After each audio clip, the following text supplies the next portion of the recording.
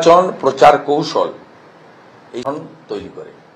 ভারতীয় জনতা পার্টিতে সংগঠনের একটা সিস্টেম রয়েছে। আমি রাজ্যের কোর কমিটির সদস্য, 15 জন না 18 জন আছে।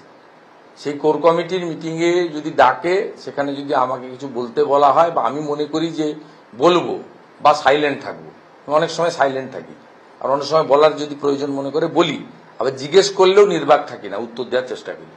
তা সেখানেই বলবো, কিন্তু আমি এটা নিয়ে সামগ্রিকভাবে পার্টিকে প্রতিনিধিত্ব করি না, সংগঠন করে। এটা নিয়ে জানতে গেলে আমাদের প্রধান মুখপাত্র শ্রমিক ভট্টাচার্যের কাছ থেকে জানতে হবে, যিনি প্রত্যেক দিন সাংবাদিকদের সামনে থাকেন।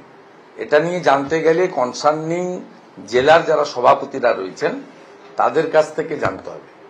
আমার কাছে এবারে আমার রোলটা কি হবে, 4 জায়গায় প্রার্থী হওয়ার পরে পার্টি স্টেট অফিস থেকে প্রচারের জন্য যদি আমাকে বলে, আমি আমার নিজের গাড়িতে, আমি তো সরকারি গাড়ি চড়ি না, আর পার্টি থেকেও তেল নিই না, আমি নিজে তেল ভরে আমার বাড়ির পয়সায়, পেট্রোল পাম্পটা আছে, কয়েক লক্ষ টাকা রোজগার আছে, বৈধ রোজগার, সেই তেল ঢুকিয়ে আমি যাবো। আর যদি রায়গঞ্জে প্রচারে যেতে হয়, ফিরতে পারবো না, ওখানে থাকতে হবে।